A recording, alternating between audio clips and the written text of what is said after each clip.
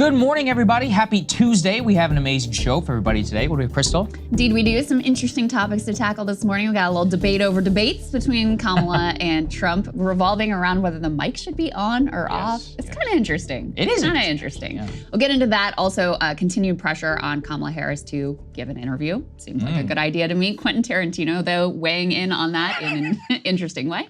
So we'll play those comments for you. Also, be excited to be joined this morning by a Gen Z panel. We took note of a new poll from New York Times Siena. They did some reporting on the massive gender gap, in particular among young voters, which there's a gender gap among all age groups. But with Gen Z, it is particularly stark. So interesting demographic things going on there to dive into with the panel.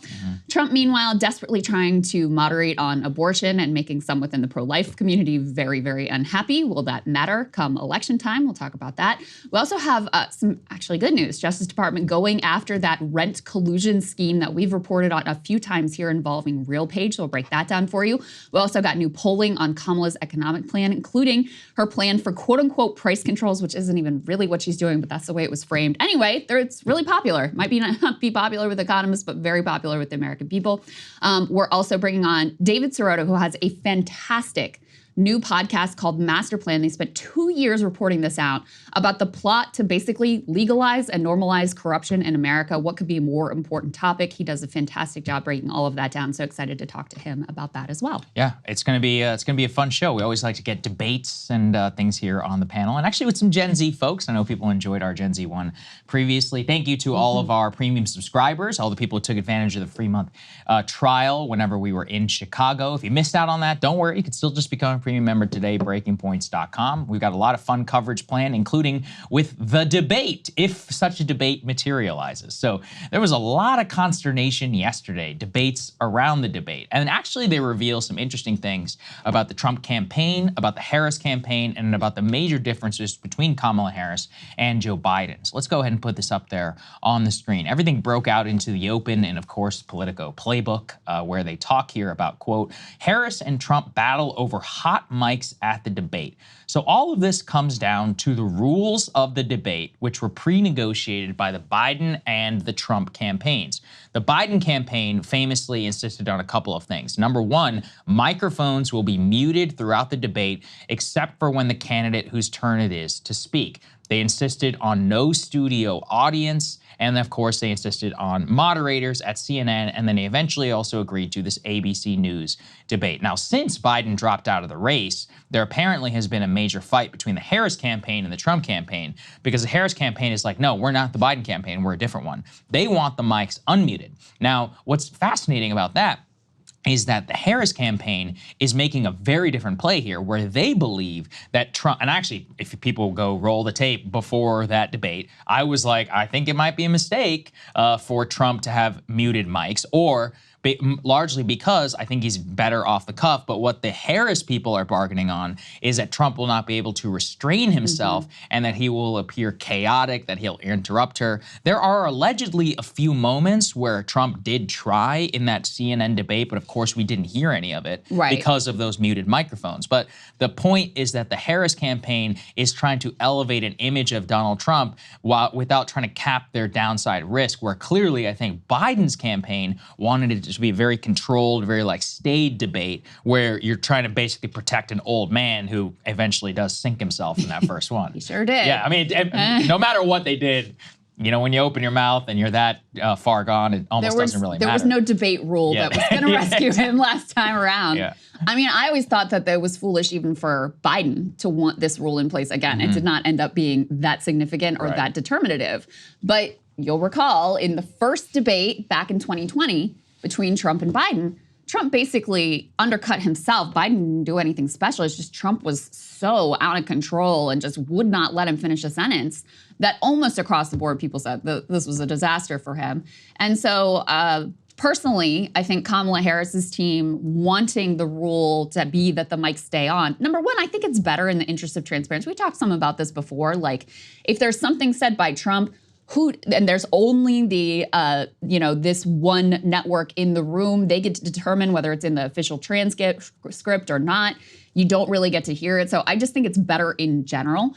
But also I think it's emblematic of the fact that the Kamala Harris people are running a smarter campaign with Kamala than they were with Biden, which is funny because it's a lot of the same campaign team. They do have some new figures that are influential at the top. But to me, it's a much smarter play to let Trump hang himself with, being over the top, being too abrasive, being too aggressive. Their bet is that he won't be able to control himself. And I think that's a pretty fair bet. Now, there's a lot of back and forth. One of the things that's kind of interesting is it's more Trump's campaign team that wants to keep the mics muted than it is Trump himself. He came out and was like, yeah, I kind of prefer to have him on, but this is what we agreed to, so we should just stand by that. There's a lot of posturing going on here, too. It is true that these particular debates are what the Biden team agreed to. And then when Kamala steps into the role, she's trying to take the pieces she likes and leave the pieces that she doesn't like. So she likes the schedule of just having this one debate in September. She likes the that it's ABC. She's comfortable with all of that, but she wants to tweak the rules around the edges. So in any case, overall, I think it's better for the mics to be on, but I understand why Trump's campaign is like, yeah, we kind of like things the way they are. Yeah, it is actually kind of interesting. Trump himself, by the way, this was all playing out. You had Trump advisors be like, no, the mics need to be turned on and all of that. But then he was asked at a campaign stop, actually here in Northern Virginia, what he thought about the rules. Let's take a listen. Would you want the microphones muted in the debate whenever you're not speaking? We agreed to the same rules. I don't know. It doesn't matter to me. I'd rather have it probably on, but the agreement was that it would be the same as it was last time. In that case, it was muted. I didn't like it the last time, but it worked out fine. I mean, ask Biden how it worked out. It was fine. And I think it should be the same. We agreed to the same rules. Same rules and same specifications. And I think that's probably what it should be. But they're trying to change it. The truth is they're trying to get out of it because she doesn't want to debate.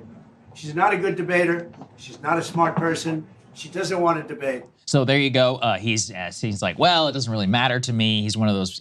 Previously, one of the things that he actually has now said was a bad decision. And I'm wondering if this informs his analysis. He believes solidly, correctly, that it was a mistake to agree to debate Biden so early because he would have stayed in the race. And he's like, well, he did so badly, he dropped out. He's been kind of striking a jihad against ABC News. George, I think Slopadopoulos is the name.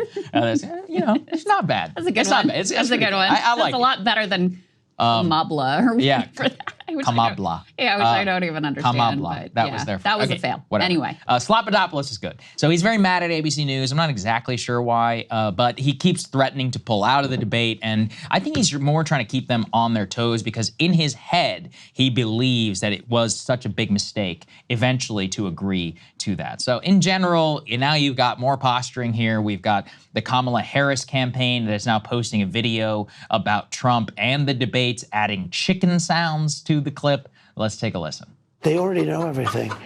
They say, oh, Trump's, not doing the debate. That's the same thing they'll say now. I mean, right now I say, why should I do a debate? I'm leading in the polls. And everybody knows her. Everybody knows me. All right, so there you go. She's accusing him of being chicken. I mean, they're both this lady literally won't even do an interview, so okay. They're both trying to posture like this one. He doesn't want to, he's afraid. He doesn't want to debate. She's afraid. She doesn't want to debate. I think there's sort of some betting going on whether or not this debate is actually going to happen in 15 days. I suspect it will because neither one of them. It would be insane not to. I think the Trump people feel like, just based on their decision, I think they feel like they're a little bit behind. And so, they need to make up a little ground. They need to change the framing around the campaign and the conversation around the campaign. Of course, a debate is a fantastic opportunity to do that. But the Kamala Harris people don't feel like they're so much ahead that they can afford to just, back out of a debate. And the optics of that are a problem, et cetera, et cetera. So, I think it's likely to happen. I don't know if the mics will be on or off or that it matters all that much. But a lot of pre-debate posturing. And Trump, over the weekend, he also, he put out a Truth Social that seemed to call into question, make it seem like he was trying to back out of the debate a little bit. But again, I think the dynamics of the race are close enough that both of these candidates really have an incentive to go forward with this pre-agreed debate. Which is good because the country needs actually to see it. Yeah, at least one. Jesus, we should get a lot more than that, honestly. Not to step too much on our next segment about interviews, but I was reading this morning about who Kamala thinks they were going to do do an interview, their first choice was David Muir of ABC News, but because he's the moderator of the debate, that means that they are likely ruling him out. But so by reading that, though, I was like, okay, well, that's actually a good sign that she's probably going to do the debate, because at the very least, then when they're thinking of that, then they're like, well, then they probably are going to participate. Trump obviously is the wild card. At a certain point, too, he's also trying to, make sure that there's interest and hype around the debate. But you're right. I mean, both of these candidates need this. We are in a complete toss-up election. Now, with Kamala Harris, one of the interesting things, I was reading some polling this morning, they were finding, it was like Kamala looks like a, quote, strong leader. And that's actually one of the biggest changes that you see in the polling between Joe Biden and her. Makes sense, because you have like a corpse versus a functioning human being. But it's a major incentive for the American people because they need to imagine her in the job. And part of imagining somebody in the job is doing a presidential debate. That's what all Americans have seen. So in general, my refrain is like, debates don't matter. But because this is such an unknown candidate relative to like the general election field in that way, I think it's probably higher stakes for her more so than for him. The other thing where that's probably the stakes true for Trump are that, with the Biden debate, he wasn't the story. And in a way, like, he's got to hope and pray for one of those Kamala twisted moments. And I actually think there's quite a bit of risk for Kamala because, I mean, she's changed her position on everything she's ever stood. Krystal, I'm reading this morning in Axios, she supports building a border wall. I'm like, do you believe anything, lady? What do you believe? She believes she should be president. She should believe that's what she believes. She's Selena Meyer, like almost literally out of the HBO show Veep. But Trump is a difficult person to prosecute that case because he also has been all over the map. There's a big yes, difference. definitely to the same extent. Just so we're going to talk about abortion. Like, how many different positions has he taken on abortion throughout his career? Like, at one time, he said that the women who get abortion should be punished. So that's true. Yeah, he is also the king of saying whatever he wants, even within like the same interview, he'll change his position. However, point stands about Kamala, also true about her. But the position that debates don't matter has taken a pretty hard beating this year, Saagar. That's true. Hey, listen, we're looking on a large, it's about data sets. Few things more consequential, like single events more consequential in modern politics than Biden deciding to do that debate and Trump accepting. Yeah. I'm sure he does, even as he said in that clip, oh, it worked out pretty well for me. He does not think that. He thinks that was a catastrophic decision. He is still ruining the day that he, took the bait of that debate challenge. And there were people on the Democratic side, like Chuck Schumer, who wanted the debate to be early just so they would have this potential opportunity, if it went really badly for Biden, to, pull the plug on him, force him out, and have a better, more winning hand, possibility of winning hand going into November. So yeah, that was one of the most consequential political decisions you can possibly imagine. So are the stakes as high for this debate? I wouldn't say so, because Kamala is we're likely to have some, we're typical word salad-y type answers from Kamala, but nothing like what Biden did. Yeah. I mean, I think it would be, I cannot conceive of anyone having as catastrophic a performance as Joe Biden did. Remember all those, we kept the camera on while we were watching the debate, and there are all those images. I was like, oh my God, this is insane. I can't imagine that happening. But because she's new, because she's untested, because there's a lot of half-formed opinions about her, it is obviously consequential. And in any case, it matters for our democracy for people to get to see both of these individuals under pressure. And to your point about the stakes being higher for her than for him, I think that's right. Because by and large, people know how they feel about Donald Trump. They do. There's nothing that he could do, say, whatever, that's really going to change a lot of minds about Donald Trump at this point in time in American life. With Kamala, part of why she's risen so quickly is because views of her, the negative views of her, turn out to be quite soft. Well, the positive views of her are also probably quite soft at this point, because we're talking about basically a month of real, focus on her on, the biggest stage in the entire world. So I think that the view of her is quite malleable and could change very quickly. That's a hopeful thing for the Trump campaign, because her approval rating is pretty decent at this point, higher than his, and sometimes net positive, which again, for a modern politician is actually quite a feat. So they have an opportunity here to ding her up a bit. And so that's why I think the debate will go forward, because ultimately I think they're going to want to take that opportunity. Trump is going to want to take that opportunity. Hey, if you like that video, hit the like button or leave a comment below. It really helps get the show to more people. And if you'd like to get the full show ad-free and in your inbox every morning, you can sign up at breakingpoints.com. That's right. Get the full show. Help support the future of independent media at breakingpoints.com.